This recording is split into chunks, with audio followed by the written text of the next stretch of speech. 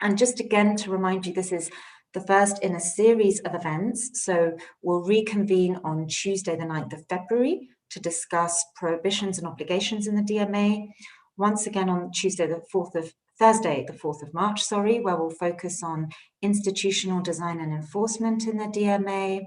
Monday, the 29th of March, we'll turn our attention to the DSA, and there are more debates still to be announced. To stay tuned for updates on speakers and arrangements on today's topics and the wider CERRE event program of events and studies. We warmly welcome you to sign up to the CERRE newsletter. You'll find details in the box below if you're following on YouTube or on the CERRE website, which again is cerre.eu. Now, without further ado, I'll give the floor to Alexandre de Streel to present our academic team's reflections on the Commission proposals. Alex.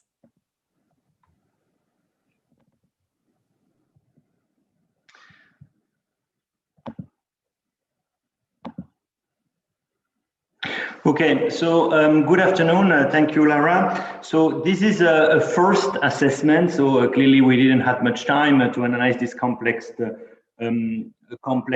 proposal. And that aims to kick off the debate, the different series of debate that Lara mentioned. So this is based on the work that has been jointly done with Bruno Libabert, Amelia Fletcher, Richard Fizzi, Jan Kramer, and Giorgio Monti. And as Lara mentioned, the full paper will be available after this session. So in a nutshell, for those who don't have much time, our view is that this proposal is a good start, but there is still work to do for the European Parliament and for the Council of Ministers, which is in a way good news for all of us. And basically, the two main thing, and I will be a bit more precise in a minute, but the two main general thing that we think needs to be improved is that probably the proposal, the law needs to have a little bit more flexibility and responsiveness, in particular because it will be a law which will be implemented in a very dynamic sector. And secondly, we think that the enforcement and the oversight needs to be more collaborative, cooperative, instead of being adversarial. So basically, we think that the DMA could be inspired a bit more by the enforcement and oversight, which is foreseen in the DSA, the Digital Services Act, which seems to us maybe where there are some positive things there as well. So now I will go through each of the main part of the DMA and give our preliminary review. So the first is objective. As you know, the law is really about two main objectives beyond the single market, and that is market contestability and fairness. Now, you could read also market contestability as a sort of ex-ante fairness, a sort of level playing field for everyone, and allow the entry of new innovator. This seems to us in line with the problem which has been identified by many reports, and Fiona was author of one of the most influential ones, so we are very happy to have you here. But also it's in line with the ordoliberal tradition that you have in Europe, which seems to value contestability and entry to the market as an objective as such. And to some extent, that means that it favors long-term competition over short-term efficiency. The second element is ex post, a sort of ex post fairness, which is defined in the law as to ensure a good balance between the right and the obligation of, on the one hand, the gatekeeper, and on the other hand, their business user. There we think that it is an interesting objective, indeed, but we have to be very careful how it will be implemented, because, you know, fairness, ex post fairness, distributional issue at the end of the day may mean many different things to many different people and nearly to regulatory creep. So we are not against the objective, but just that it needs to be very carefully drafted. And clearly, we think that the most important objective is the ex-ante fairness, the market contestability. Now, the second part of the law is the gatekeeper designation. Here for us, the three criteria test, which is used by the law, which is a significant impact on the one hand, a gateway to end user on the other hand, and finally that the position, this gatekeeper, this gateway position is entrenched, seems to us good. Although you may remember that we were suggesting in our recommendation a fourth criteria around ecosystem. Now, the Commission impact assessment, the Commission service impact assessment seems to hint at this fourth criteria when it said they were envisaging to designate gatekeeper only those which were offering different core platform services. At the end of the day, this is not the choice that was made by the college, but we think that maybe a fourth criteria would have been needed. Then there is this rebuttable presumption, which is based on size, on financial size and user size. Now, we think that it's a good thing to speed up the designation process, and clearly speed is of the essence here, and to reduce asymmetry of information, because asymmetry of information between the Commission and the gatekeeper, because if the gatekeeper, or at least a platform which meets the size threshold, want to rebut the presumption, it will be then up to that platform to come with different indicators, and possibly they have more information on those, like for instance the consumer lock-in or the barrier to entry, than the Commission. So you know, it seems to us a good thing, but clearly we should not confuse size with gatekeeper. You know, that's not at all the same thing, and that's important to remember. And this is why it's very important that there is this possibility to rebut the presumption on the basis of a series of quantitative and qualitative indicators, which seems to us, the one which are proposed seems to us the right one. The only concern we have is that given the fact that it is a new concept in EU law, gatekeeper is a new concept in EU law, maybe a little bit more legal predictability is in need there, and maybe the Commission should adopt or have the possibility to adopt a delegated act or guidelines to clarify how the Commission will assess those different quantitative and qualitative indicators. Then the next step is the obligation. Now, as you know, the law is talking about obligation, but in fact it's mostly prohibition. And there, that's probably where we have the most, let's say, issue. But again, I repeat that I think it's a good start, but I think the point about flexibility, that's really where we think it needs to be there.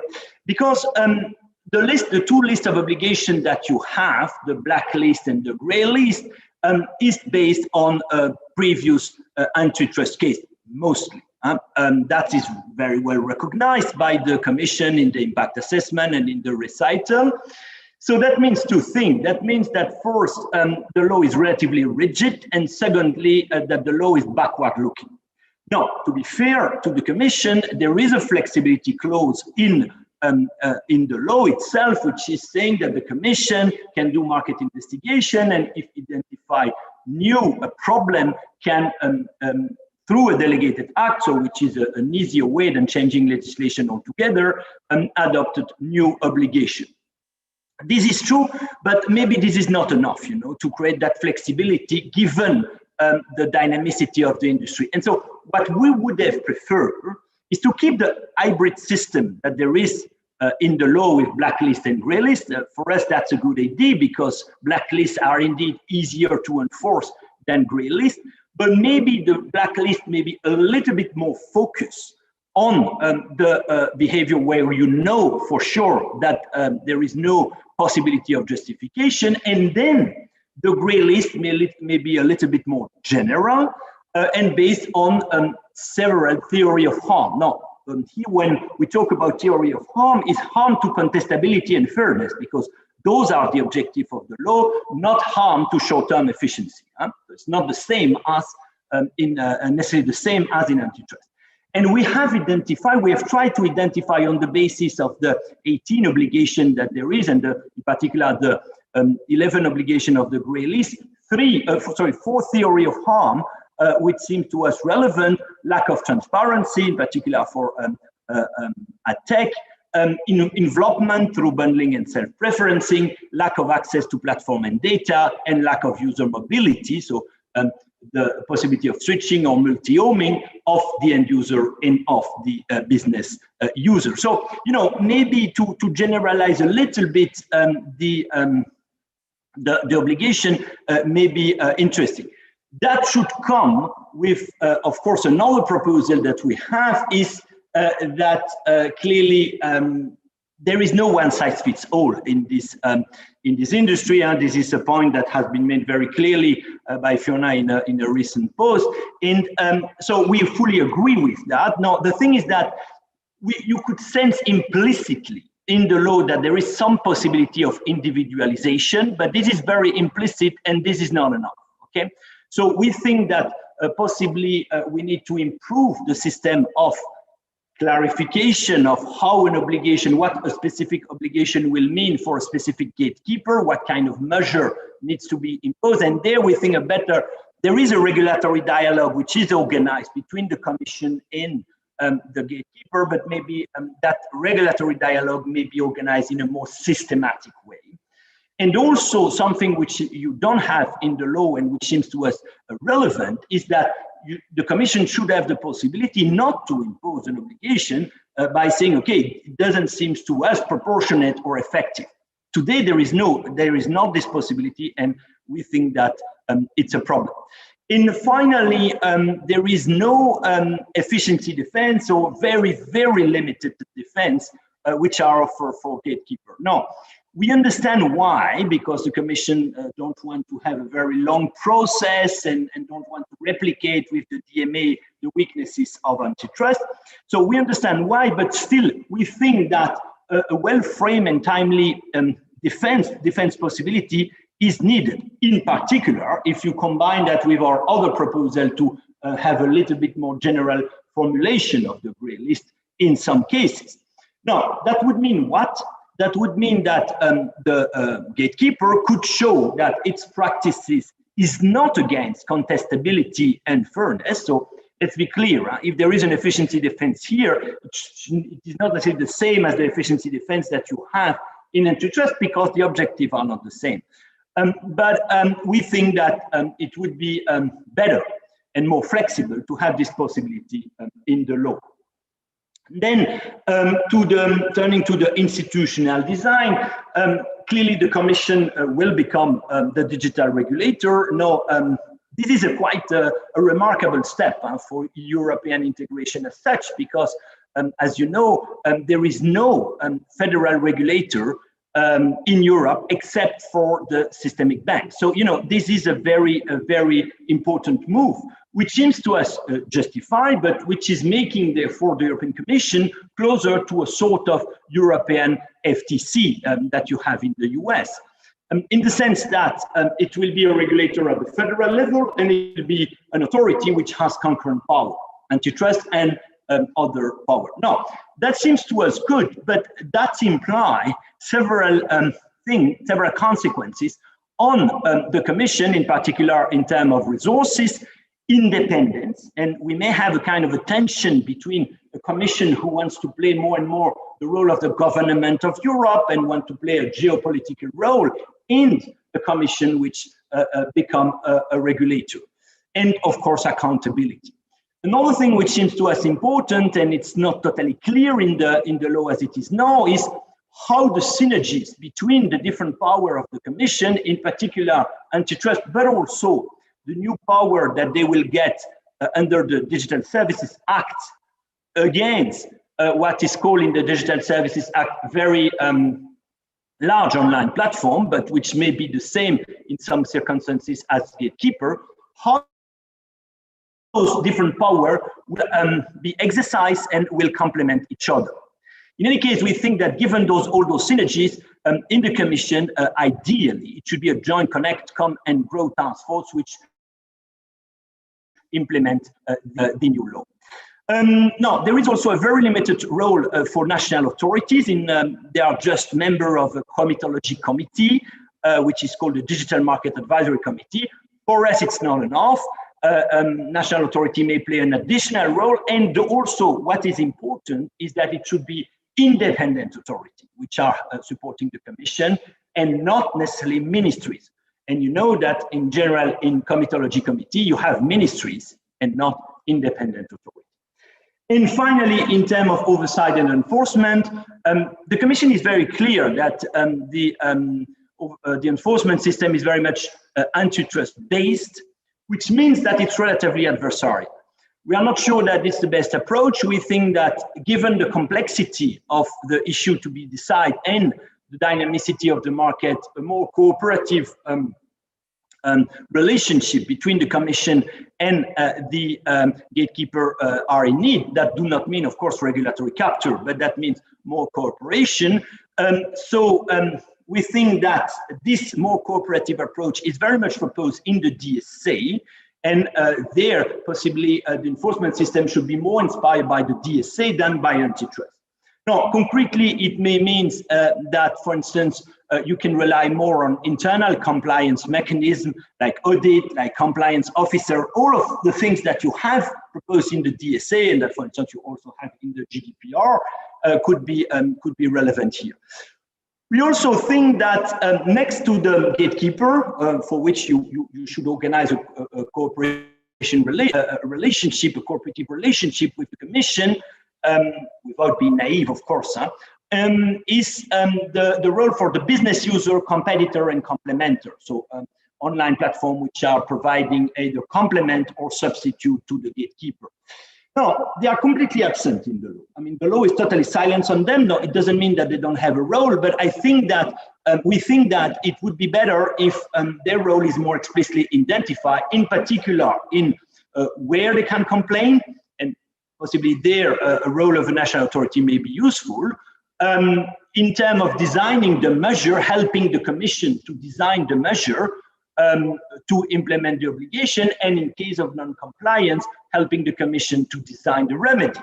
You know, this is something that you have in the DSA, that you have in some merger control, for instance, and which would be useful here. Another thing that we like is the extensive investigation power on data and algorithm, given the importance that data and algorithm have. But then the issue is how the Commission will be able to exercise effectively those new power. Now, that means, of course, that the Commission should be staffed by data and AI experts, should have a more geek culture to some extent, but also that the Commission may try to develop their own AI system to be able to process all those data that they will have to deal with. And finally, and that's the last point, we think that there is maybe too little responsiveness in the DMA as it is today. Now, there is some responsiveness clause, obviously, but for us that's not enough, because you know, if you focus on the specific situation of a gatekeeper, the only review clause is every 2 years the Commission should assess whether they are still a gatekeeper. But for the rest, for the impact of the measure that they have to take to comply with the regulation, there is no evaluation. And it seems to us that it would be good, given again the dynamicity of the sector, that it is. Okay, so those are our first thinking and first, let's say, advice to the Parliament and the Council to improve this law. But I repeat, this is a good start, but it probably lacks a bit of flexibility. There is still not enough flexibility, and still not enough, the cooperation between the Commission and the gatekeeper is probably not enough organized. Thank you very much. Thank you very much, Alex. It's also very interesting to put the November recommendations into a more comparative context now that we have the table Commission texts, and now that we can see that oversight and enforcement, which are topics that CERRE will continue to explore, including with events in this webinar series, could be aligned, for example, with the DSA for coherence, and also where you see room within the negotiating process to make the instrument even more nimble and responsive. A reminder to any viewers that you can put questions to Alexandre or other speakers via Slido with the hashtag CERRE-DMA. But moving on swiftly to our US-based perspective. So Fiona, Scott, Morton, good morning for you, I suppose. Thank you for joining us a bit earlier in your day from your US base. We are, of course, in careful listening mode to all reactions on the DMA. And while it's top of mind for those of us impacted by EU regulations because we're within the jurisdictions within which it will apply, it's been fascinating too to observe how the proposal has been received globally. And we've seen the recent paper you co-authored, for example, with Cristina Cafarra, and how the title there included the phrase, a translation. I really noticed that, and where you, for example, compare the Commission's chosen approach with that of the CMA, which of course, as of recently, has become an extraterritorial authority to the EU. So even though we're only hours away from a new administration taking the helm in the US, the DMA was always going to have a lot of relevance there, given the global companies with US-based headquarters impacted. And some have even accused the Commission of reverse engineering the regulation by specifically targeting US businesses. So for the purposes of this event, it would be so informative, Fiona, ahead of the panel, if you could spend a few minutes talking us through what you see as the US perspectives that we should take particular heed to here. So thank you, Fiona, and I'll give you the floor from now. Thank you so much for the invitation from CERRE to participate in this conversation. It's a great pleasure for me. I'll start just with a quick disclosure. I am working for Amazon on an antitrust case right now. My view overall is the US is a bit late to the party. I would say that these regulations are a reaction to the limits of antitrust in three important ways. First, 10 years of cases against Google has resulted in fines, but no change to market structure. Secondly, we have the problem in the digital arena that some platforms have market power for all the reasons in the preamble, the network effects, scale, etc. And yet there may not be conduct to pursue under the antitrust laws. That is to say, no illegal conduct was undertaken. It's just that now we've got a lot of market power and it's causing harm. And then thirdly, antitrust is really slow. And if you put those three things together, you get to regulation, clearly. The US has been watching for the last 10 years while the EU pursued these antitrust cases against big platforms, and we caught up all in a rush this past autumn. In the space of 6 months, Google Search, Google Ad Tech, Facebook, private cases against Apple and Amazon. So one might ask, are the two jurisdictions in the same place? Definitely not. This is because we've only just begun our antitrust journey, and while the US has the ability to impose more effective remedies than the EU under our legal system, we still have the problems of speed and the problems that the platform, we've got platforms, of course, that haven't violated the antitrust laws, but have market power and maybe creating harm that society doesn't want. In addition, while the US has the ability to put in place more different kinds of remedies, a lot of these would be much easier to employ and likely more effective if there were a regulator to oversee those remedies, those antitrust remedies, and put in place complementary rules. So I think US regulators are going to be watching and learning from the DMA, and I expect the United States will follow Europe. Hopefully it won't take 10 years this time. I have a couple of observations on the DMA, some of which were previewed by Alexandre. It's clear that almost all these rules arise from specific cases. I wrote a piece, as has been referenced in Vox with Cristina Cafarra about this.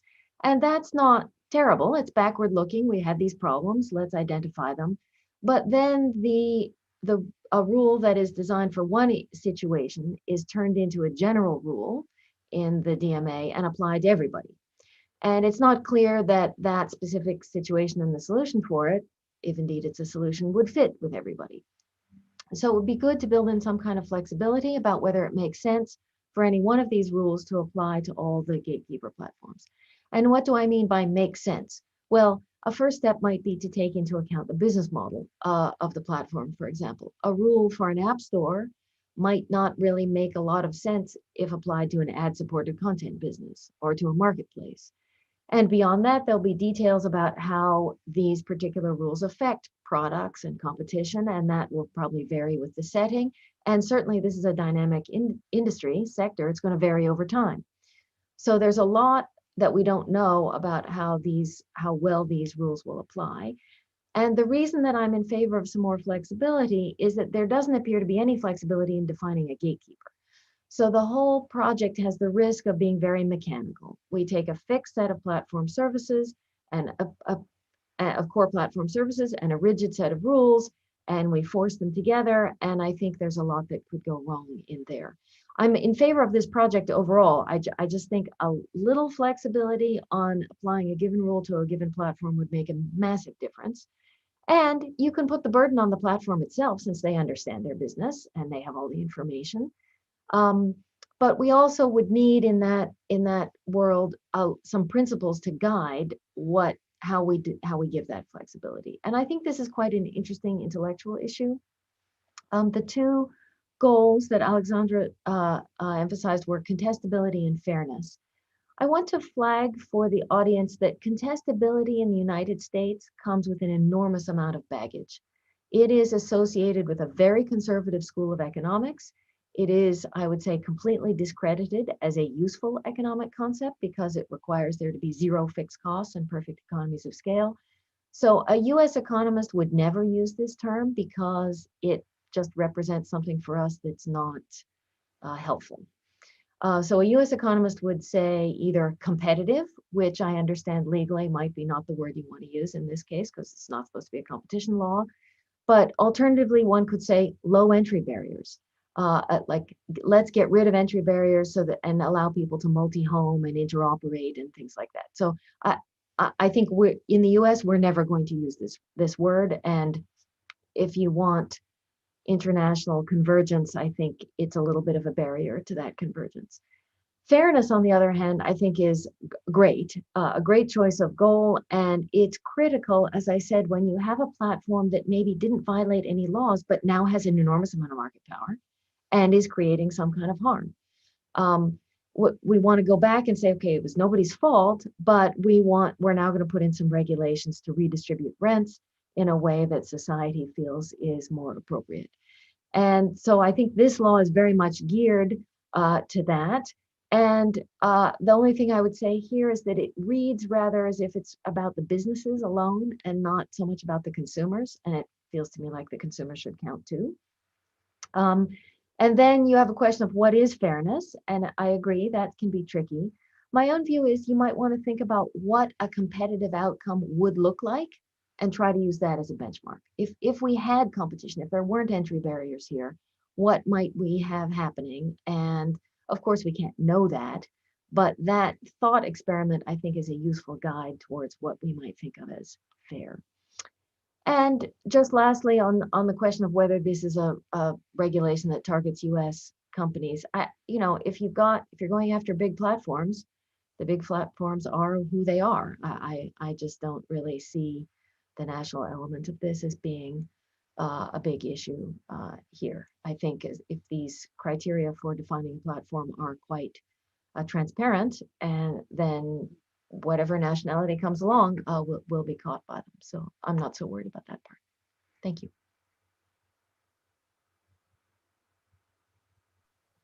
Thank you, Fiona. Very interesting indeed. So we're getting quite a lot of questions in through Slido, which is great. So before we move on to the panel, we did promise interaction, so maybe it would be good to try and take one or two. Perhaps I'll take one that has come in for Alexandre. Alex, wouldn't it make more sense for the 3 criteria test to spell out dependency of using important gateway, which seems rather vague? Perhaps if you could give us a very succinct answer to that and then an open question to follow. Yeah. I mean, I think that's more or less the same idea. It is true, however, that, for instance, dependency, you have some trace of it. Dependency concept, you have some trace of it in the case law of the court, in some old case law of the court. But I think the idea is really the same. I just want, if I may, on one point that Fiona mentioned on the objective, because I think that's very important.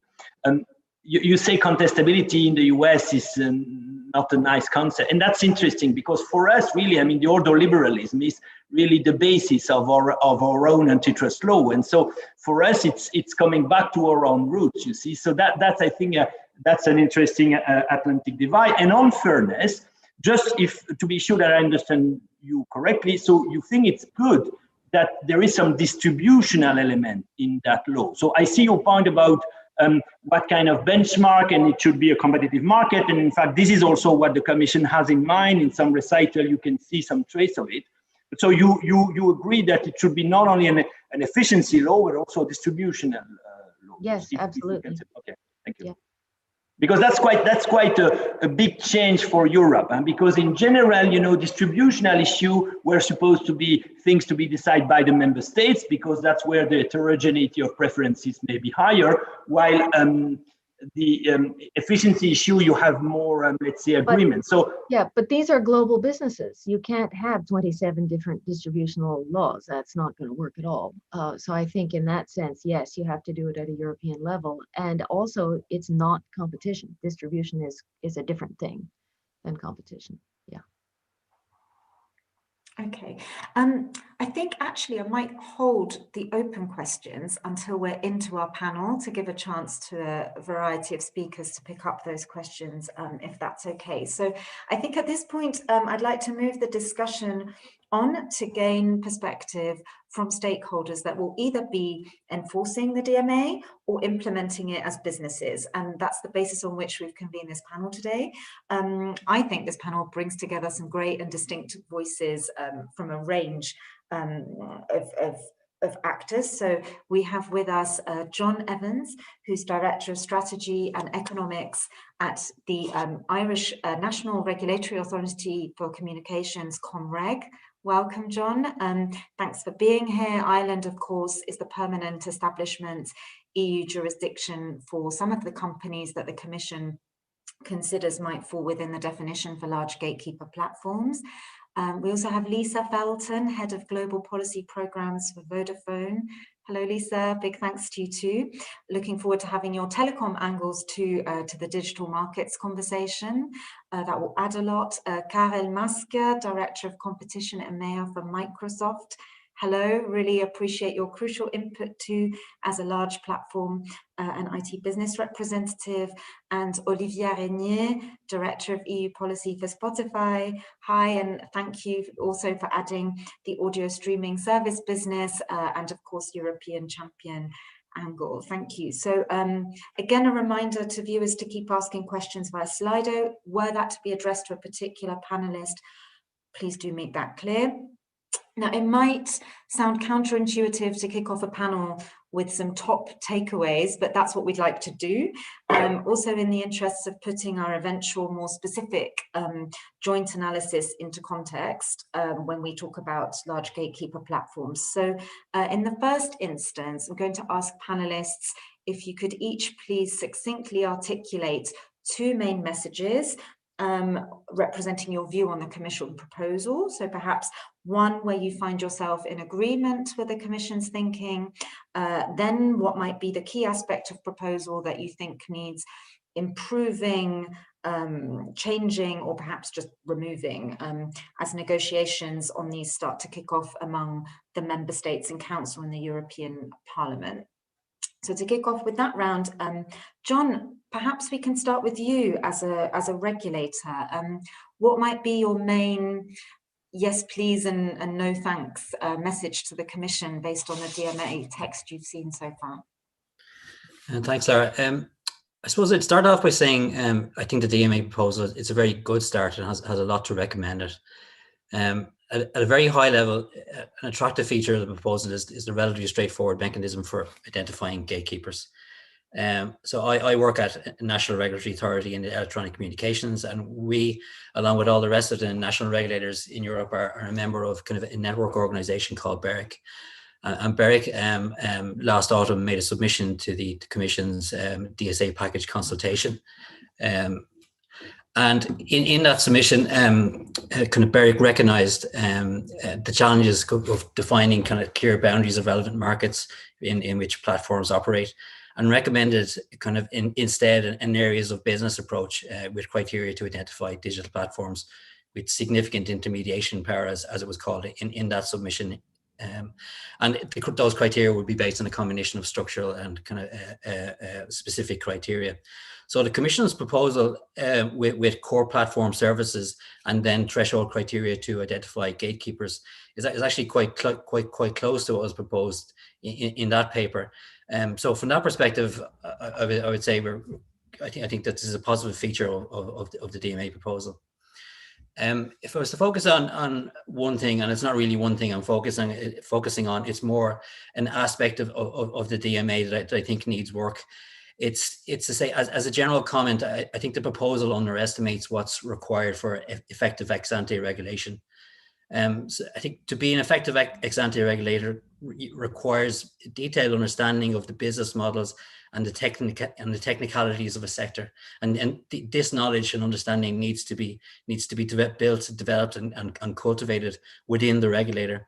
So I think this requires two things: one, extensive consultation, and then another, which is kind of active market monitoring.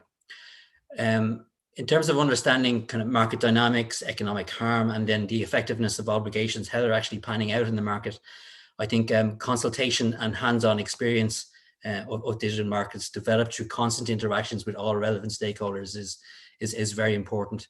There seems to be an emphasis in the DMA on interactions with the gatekeepers. That's fine, but I think that the scope of relevant stakeholders is going to be wider. Certainly it's going to be wider.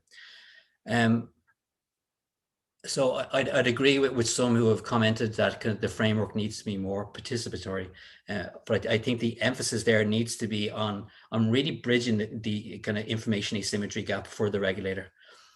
In terms of market monitoring, I think constant monitoring of digital platforms is also important for the regulator.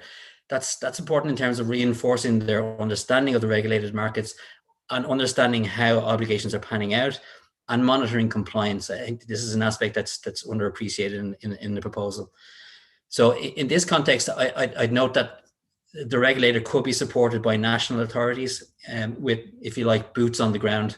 I think that's something that could be built on in the current proposal.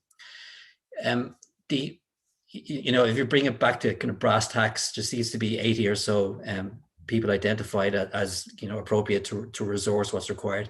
I think that underestimates the requirement considerably. I think that's something that needs to be discussed and should be developed in the course of as the legislation is discussed over the next number of months. Thanks, Lara. Thank you, John. We really take on board the points about underestimating requirements and what it takes to put into practice some of these provisions, including what effective consultation looks like. So thank you very much, and hands-on experience indeed. Lisa, over to you, perhaps for a main and not liking so much message. Thanks.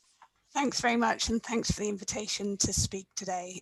So we welcome the Digital Markets Act, and I think both the Digital Markets Act and the Digital Services Act mark a real watershed moment for the regulation of digital services and really reflect the European Commission's intent to reshape the regulatory environment for these services to ensure safety, fairness and competition, as has been said. We like three things in particular I just wanted to quickly highlight. The first is that this is very proportionate. It only captures the largest digital platforms and it's very targeted, especially when you look at the previous proposals, for example, the NCT, the competition tool that was being considered earlier in the year. And this is really important, I think, because it would be counterintuitive, especially given the current crisis, to capture SMEs and startups who are trying to recover and grow in this very difficult time. The second point that we really like, obviously, is that electronic communication services are out of scope. This isn't just from self-interest, but it is because these services are already subject to a parallel set of regulations which are very similar. And this avoids any risk of duplication, which is helpful and adds that clarity. And the third point that we really like is what I would call dynamic agility. So I do think actually this offers quite a lot of flexibility in anticipating problematic practices in the future because of the market investigation tool, which allows that anticipation of issues that you just can't know about, given how fast moving these industries are. if there was one thing to highlight that we'd like to improve, it's very similar actually to the point already made by John, which is to really involve pan-European bodies like BEREC and the national regulators who have a wealth of experience in terms of understanding how to apply this kind of regulation. And we'd also agree with Alex's point that that would make it easier for national companies to actually raise issues, especially small companies, when they have particular issues of enforcement. Thank you. Thanks so much, Lisa. Carel, over to you.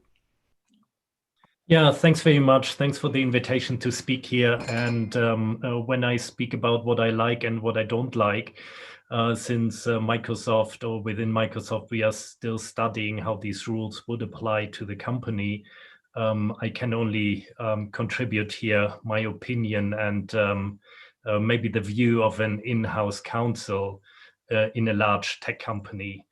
And when I think about the stuff, what I like, I very much like that the Commission made the effort to summarize and talk about the problematic cases.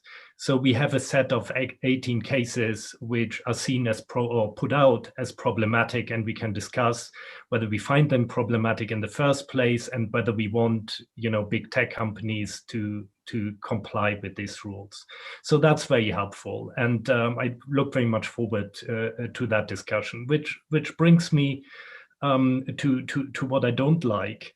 Over the 30 years as a competition lawyer, I mostly had to do with one rule, which was 102, abuse of a dominant position. Now I'm having 18.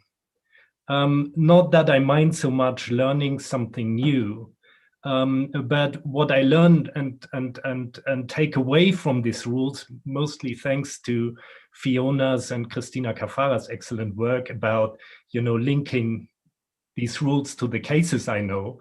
I know the problematic cases, but what I don't know is how these cases and these rules apply to Microsoft or any other tech company. So you know what's problematic, or you agree what's problematic, and then you say you don't want that.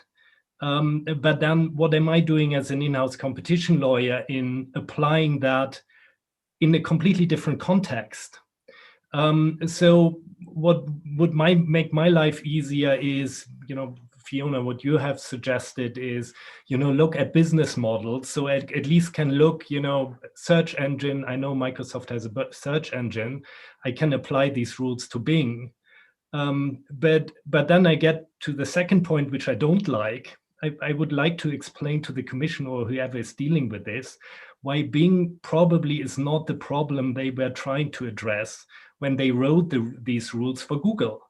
So even though I agree with John, it's a rather simple definition of what's a gatekeeper, but it comes at the price. The gatekeeper includes companies which are probably not the problematic cases which are summarized in these 18 rules. So, we might have, because you and me and a few other folks once a month might use Bing, we might have the user numbers in Europe, which are sufficient to trigger us as a core platform service. And then, yes, we have this process, and the broad definition, the more of these processes we will have with the Commission of discussing who's out, because you need to discuss that with the Commission. But maybe you want us in because, these rules have other objectives, which I would like also have a little bit more clarity on.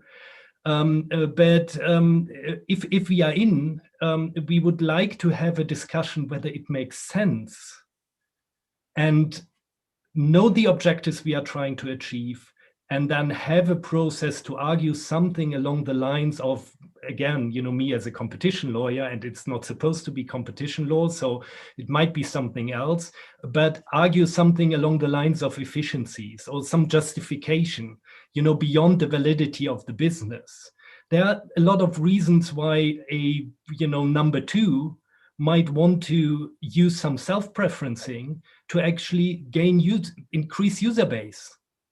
And maybe we want that in Europe, that this number 2 players competing against the clear number 1 can do these things. So there needs to be a process to take account of that. You might throw overboard, a burden of proof and put all that on the companies, but leave a little bit of rest to address the cases where the rules are too broad. And since, remembering where we are coming from the 18 problematic cases we managed to identify. So if we come from these cases, even these companies might argue some of these practices are still ambiguous. Let's, fast forward and say we agreed these practices are problematic, but still they are linked back to this specific context. And what is done with these rules, they are taken out of this context. And then what? They might look very different in that scenario. So there are a few things I don't like yet. What I very much like is, having this discussion. And look forward to that. And thanks for organizing that. Oh, you're welcome, Carel. Thank you for joining us indeed. And there's clearly a lot to discuss, and I think your intervention just now, as well as comprehensive, will trail the sort of next round coming up shortly, where we can perhaps dive into more specifically also the basis on which the Commission are looking to designate large gatekeeper platforms. But before we do that, I'd like to come to Olivia, of course, for her main messages, and then perhaps take a couple of questions coming in by the Slido. So Olivia, hi, over to you for your main like and your main dislike, if that's not too strong a term in the proposal. Okay, thank you very much. I think generally speaking, I agree with some of the comments made before that this proposal is a really important step. I think we are way forward in comparison to 2 years ago, the beginning of this debate. The awareness about the issue created by the practice of certain gatekeepers and the need to address behaviors has definitely progressed. And this is a complex issue. It's the first time this is being addressed by regulation. And I think the fact that the Commission managed to juggle with all the concepts of criteria, practices, and remedies and process in this proposal is really an achievement. Yes, we need to work on a number of details. I think we can, on our side, I can highlight that. For example, the combination for the designation platform, the combination of objective criteria that are articulating in different ways, together with the designation of the role on the market, associated with the possibility, the presumption that can be reducted, so with the dialogue.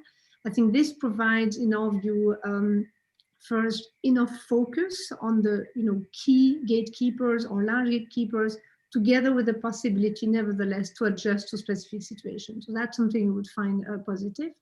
On the other side of things that maybe in our view are positive, but nevertheless will represent a number of challenges, is probably the way to balance the need for participation, cooperation, and some level of flexibility together with efficiency.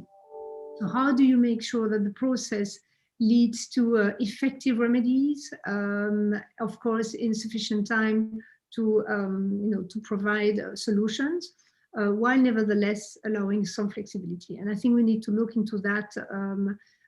That's more detail, looking into the type of practices, but we agree with the idea of listing practices and already identifying some issues that are recognized, on the ground and over time as problematic, and then a process to address them with remedies, with enforcement, and with a possibility to adjust.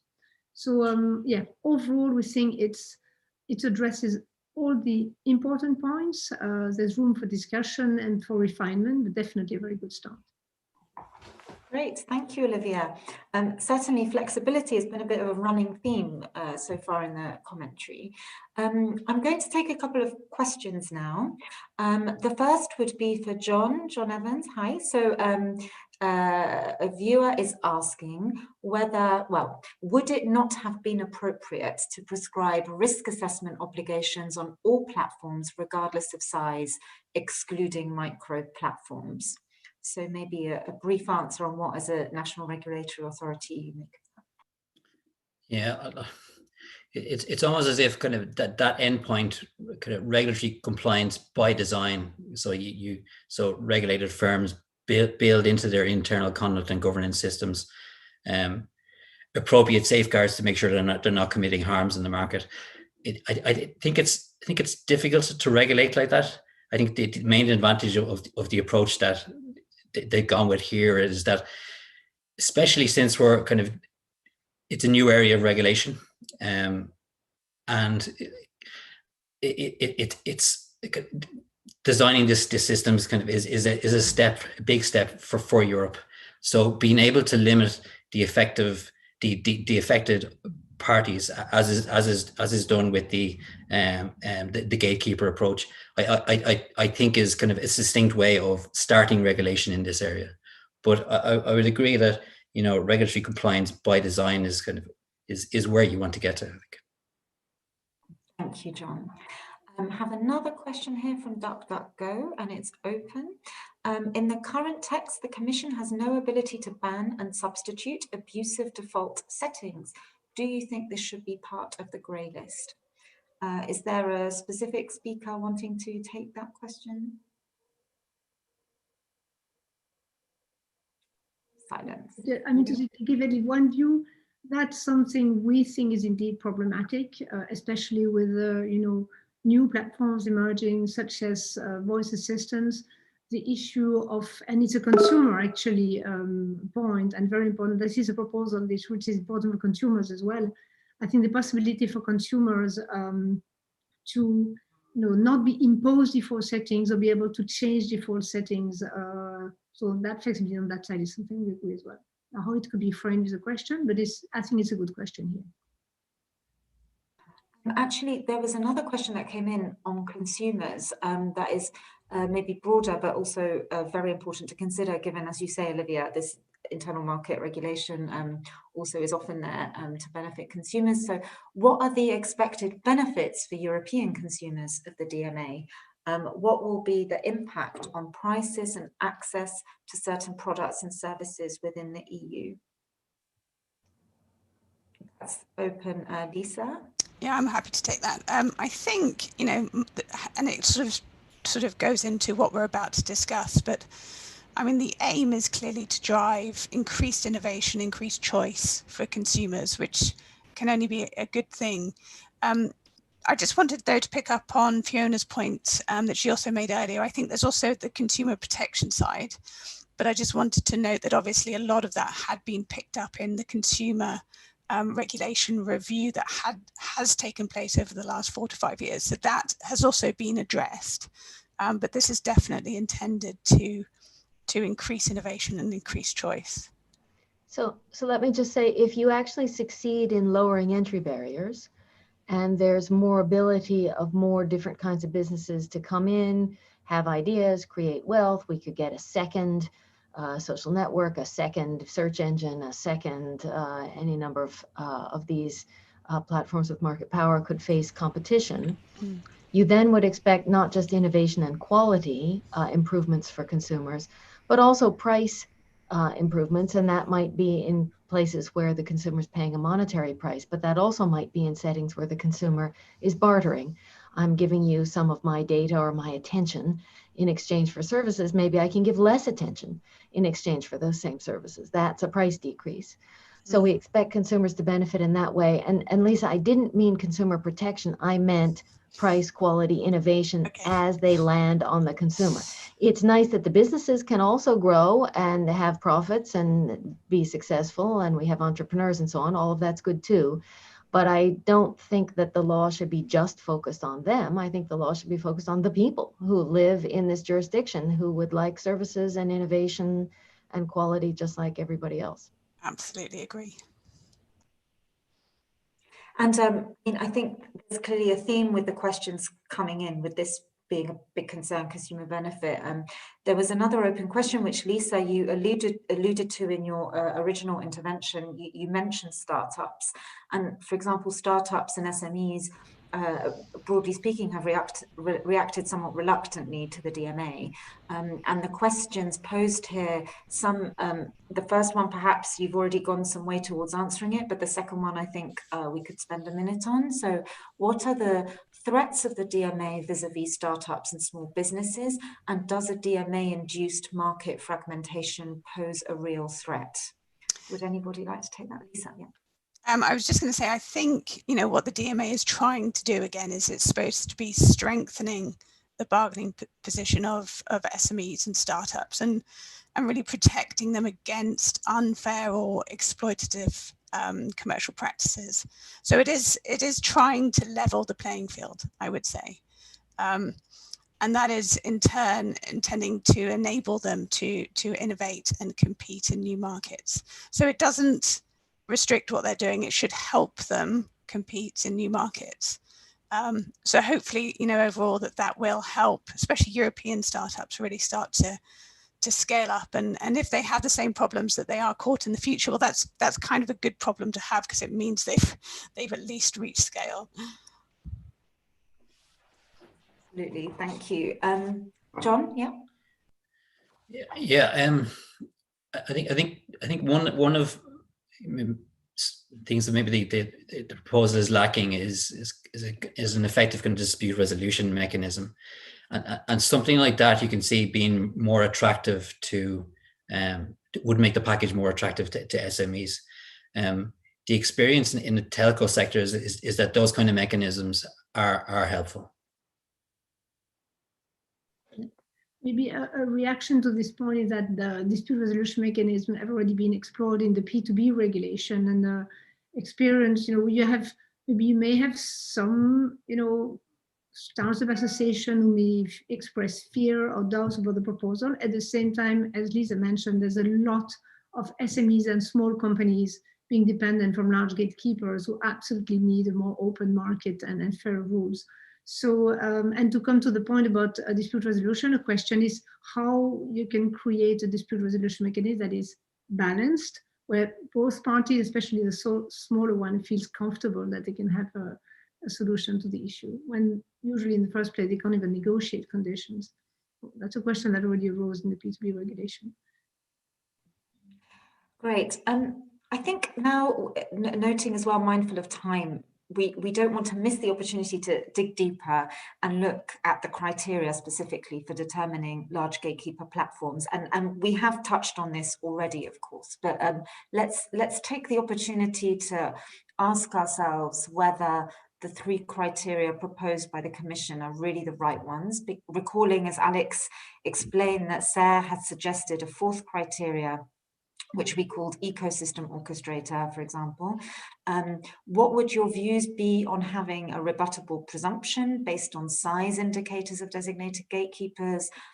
Are the indicators the Commission provides the right ones, or could they be more precise?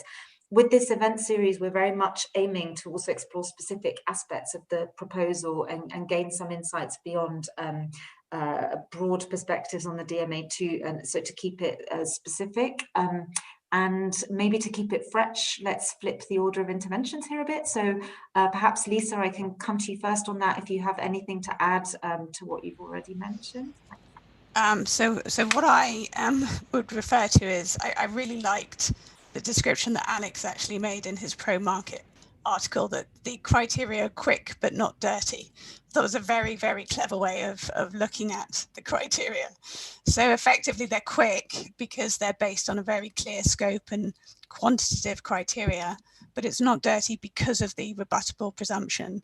And that allows gatekeepers to challenge the designation based on qualitative indicators.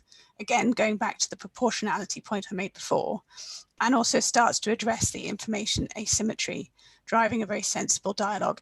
And I think, it is to be seen whether that will work in practice. And I completely would agree that increased guidance is needed, because that sounds very simple. Whether it actually works in practice is a different question. But I think overall, I think it's the right approach. Great, thank you, Lisa. Carel, what are your views there?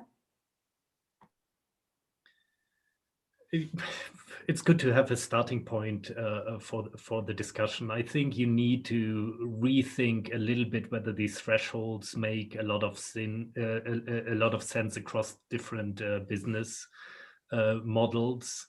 Again, monthly users is a very different thing. If you think about LinkedIn, I'm checking in not that regularly on LinkedIn as I would maybe on my Facebook account. Or it's the same with search. I'm searching several times every day. Of course, I get to very different user numbers than other platforms. The Uber, or the most prominent point is, the broader I make this category of gatekeepers, the more specific do I need to get on the obligations. Otherwise, I'm creating a monster. So I need to control either. And I think we need to have the discussion about the right balance. Do I keep it small and make it tough on the big ones? Or do I want to cover a lot of different practices, have a lot of flexibility? But that's, a balance which needs to be struck. Thank you. Olivia? So quickly, I agree with Lisa. I think the balance between the objective, quantitative criteria, the rebuttable presumption provides a balanced approach that enables to identify gatekeepers. I would imagine that a number of gatekeepers would be easily identifiable, and then maybe you will have some discussions for other ones that are a little more on the fringe, but that's how it happens. And I think, we agree with this approach of being quite focused as far as the designation of gatekeepers is concerned. To answer a previous question, actually, the idea of trying to expand to all platforms, I think that would change totally the nature of this instrument, of being a platform instrument and not, an economic regulation of gatekeepers instruments. So that's a totally different story. But we think that I think that the approach is definitely a balanced one. Thank you, Olivia. One point to add on the fourth principal criteria regarding, adding a criteria of controlling two core platforms. I would say that we've seen issues, not necessarily with the control of two core platforms, but with the fact that you have a platform that then starts operating into downstream markets or into ancillary services. So that's a slightly different issue than controlling two core platforms. Thank you. Thank you for clarifying. That's very helpful. And John, over to you. Yeah, kind of echoing what the previous panelists has said, I do think the three criteria, get at the essence of gateway power, and as a simple mechanism to apply as a starting point is good. The rebuttable presumption, I think, is the appropriate way to air the kinds of issues that Carel is referring to. I think that's a good mechanism, and I think the point about overcoming the information asymmetry is really important. I think this puts the regulator in a much stronger position. I maybe make the point that if I had a budget of economic analysis to put into these cases, I think a simple approach here allows me to put more into the tailoring of obligations around the grey list, for example. And I think that in terms of where to direct the economic analysis, that's what I'd be thinking of. In terms of the specific thresholds amounts, the number of business users or the number of what the turnover figures are. And it's kind of hard for me to judge whether they are calibrated correctly. But what I would expect is that experience of the regulation, experience in competition law, will help us to adjust that. If there are kind of serious economic gatekeeper-related economic harms still occurring, I think it may be appropriate to adjust the thresholds after that. Thank you very much, John. Yes, Carel. Yeah. Yeah, I think an elephant which I think hasn't entered the room yet is what's a core platform service. I think we are getting rid of market definition, but now we are talking about core platform services, and we need to define that. Is that all the cloud services Microsoft does, or is that a subset of those cloud services? And if you think about a cloud platform, Microsoft Azure, but you're not buying Azure, you're buying a particular service within under this Azure brand, which helps you do certain things. Or if you think, you know, some product suites and productivity offerings we are having, you know, is Office 365, Microsoft 365, different product components. Is that a core platform service for the calculation of business users? But also then, you know, to what extent across these different services, which in itself might have different business models again, would apply these regulations if one of them has a gatekeeper function. And a lot of them are not even intermediaries. So if you know, with this bucket of cloud services, you include actually a lot of services which don't have an intermediary function, which is just a technical service you're providing. So I think that's part of probably this discussion, but hasn't much addressed yet. And I have to admit, I have little answers to those questions, how you define the core platform service to make it operational within the context of this regulation. So perhaps, I mean, this has definitely been a very rich and broad-ranging discussion. And one of the reasons, without doubt, is the fact that the DMA raises as many open questions as it gives answers to existing challenges. And, you know, we're also looking at elephants waiting outside the room rather than in the room. I definitely don't want to be the one to encapsulate the content of this panel too much when we have Alex and Fiona with us. So I will very much leave it to them. There are certainly some running themes around good starting points, around you know, concepts that could be explored further, around, you know, that there's something on the table which we can work with and flesh out the detail of. I would like now, though, to ask Alexandre and Fiona to help wrap up a bit how they see main takeaways from the panel and things that merit further reflection. And building into that, maybe capture a couple more questions that came in from the Slido. So Alexandre, there was one for you, which maybe you could address within your closing remarks.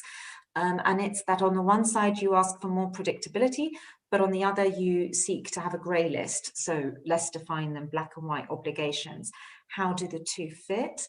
And for Alex and Fiona together, maybe exploring a bit more the US versus EU differences in how the concept of gatekeeper definition sort of came to be, and has now evolved, at least within European discourse, to the point where we have proposed regulation on the table. So I'll leave you with a couple of minutes, and then we are set to wrap up on time, which is fantastic. Thank you, Alex and Fiona. What order are we going in, Alex? Okay, I'll maybe say something about the US. I think what's really different for us is that we have approached these platforms to date really just through the antitrust lens, thinking about market power and thinking about competition and conduct that lessens competition or is anti-competitive. And there's a whole nother set of issues once you move to the regulatory side. So again, these questions of fairness. A regulator can handle competition issues and fairness, but can also be tasked by Congress to do any number of other things, such as lessen discrimination or say, do something about the kinds of curating of content that's permitted or whatever. So that's a whole nother debate that we haven't even brought up here, more in your Digital Services Act, but that the United States also needs to confront, and we really have not up till now. And then I would say that regulation in the US it's an important history. We had regulation, and then I think the popular view of it is we deregulated in the 80s. And what that really meant was we stopped setting prices on airlines and some other natural gas and energy markets and so on. We have tremendous amounts of regulation in telecom and healthcare and lots of places. So we are not It's not the case that we don't have any regulation, but the way of framing regulation has to be, I think, for a US audience, it has to be based around pro-competitive goals, trying to make it possible for the small business to get in, for the entrepreneur to get in, for the consumer to be protected, for lots of consumer protection like radio buttons that are pre-clicked that cause me to subscribe to things I didn't want to subscribe to, like terms and service that I don't understand at all. There's just a huge range of things that don't work for us in the United States, and our regulatory framework is going to have a lot to do once we start writing it.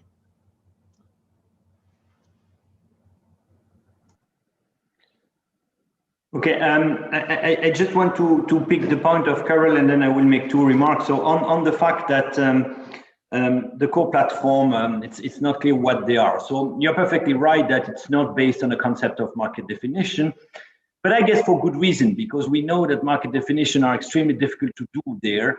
And so the other route that has been followed is that you have a definition, okay? And all those core service platforms are defined either in the DMA or in other legal instruments. Now, I agree with you that you know, to have those legal definition, we will have an interpretation issue, and so there will be a lot of work for lawyers, not so much for economists in that case. But you know, this is something we are used to some extent. So I agree with you that there will be probably cases. Hard cases, and they will be litigated, and then at some point, you know, you will have a court decision. So I think it's the normal process of a new law to some extent. But I agree with you that as much as possible, it should be clear firsthand. Now I wanted to make two remarks as a conclusion: one on the objective of the law, and one on the design of the law. The first is on the objective. I like very much the point of Fiona that maybe it is better to talk about removing or reducing barrier to entry than contestability, at least for the US audience. And I think it's very important that the US audience understand what we are doing, because clearly some will put that as a kind of a trade issue. I don't think it's at all a trade issue, as Fiona has said, but I think it's important to recall that, because it will clearly be an argument, a lobbying argument in the debate. And so it's very important that what we are doing is understood by the US people. Now, beyond that, I think there is two issues, I think, in the objective, or two assumptions that needs to be understood and maybe discussed more. So first is that we may be ready to trade short-term efficiency for long-term competition. Okay, and this is not what you have in the traditional or the antitrust that you have now, you know. So clearly here, I think the view is a kind of a long-term view that short-term antitrust may have. Okay, so I think that is something to be said and maybe to be discussed, because of course, more you go into the future, more there is some uncertainty. The second thing, and maybe it's even more controversial, and it's this law seems to prefer, everything else equal, the innovation done by new entrants than the innovation done by the gatekeeper. Now, because if you have a kind of market which is functioning well, you may expect that overall you will have more innovation. Because, I mean, let's be clear, I mean, all those gatekeepers are extremely innovative. So the point is not that they are the quiet life, that they have the quiet life, the monopolist. Absolutely not. But the question is, what kind of market design is best to have the highest level of innovation? And we may also be modest here, because we are still learning a lot from the theory and from the practice. The second thing is on the design of the law. I think when I was listening to all of you, I think the problem, the kind of the problem that we have now is that it's in fact antitrust generalized. Okay, so it's based on specific case, which is generalized, and that has been said by Fiona and Carel, and it is very much an adversarial process between the Commission and the gatekeeper. So this is the kind of dialogue that you have in antitrust. And in fact, what we need to have is pure regulation. You know, it's pure regulation, which means what? which mean more flexibility. And so when the question is about the tension between a more general gray list and predictability, it's true that there is a tension, but I mean, that can be solved through, for instance, guidelines to have general provision, and then you have some guidelines which explain what they are. So individualization, I think that was one of the points by many of you. I think, yes, we need to think more on how it could not be a one-size-fits-all. No, I think the law is not like that, because you have some obligations which are clearly applicable only on some core platform services. Now, what is interesting is that, Fiona, you talk about business model. Here it's about the type of services, but I think that's more or less what it is. So, I mean, you have at least half, or I mean, a third of the obligation which are clearly core platform service or business model specific. So I think for that, there is not so much of a problem. But for the other, there is a problem, and that is why, I mean, as it has been said, we need to think more about how this individualization process can be made. And this is something which should be done with the gatekeeper, but also with the other stakeholder. And I like very much what John was saying there, because of course, John, as a regulator, you have this experience of having public consultation, broad involvement of all the stakeholders. Well, this is not normally what happens in competition law, you know. And I really think one of the problems maybe of that law, but I think it can be corrected relatively easily. So the point is not to throw everything away, but it's a bit still too much an antitrust generalization instead of a real regulation. Thank you very much. Everyone, it would be great to carry on this discussion. Very unfortunately, we're out of time. I've really enjoyed it. I hope you have as much as I have. Many thanks to all viewers also for your attention and support, in particular in the beginning with the delays. You've also shown a lot of patience, so if you're still here, we're most grateful. A bit of legal self-preferencing, if I may, to conclude, encouraging you to please sign up to the CERRE newsletter, because that is the method with which you can find out about future events and receive updates on confirmed speakers and agenda points. We reconvene for our next DMA rendezvous in precisely 3 weeks from now, where we'll discuss prohibitions and obligations on the Tuesday, the 9th of February, again 4 p.m. CT, which is a great slot for bringing in US speakers too. So thank you again, Fiona, for accommodating our time zone. Confirmed details on panelists, etc. will be available on the CERRE website. We very much look forward to that. Hope to see you there.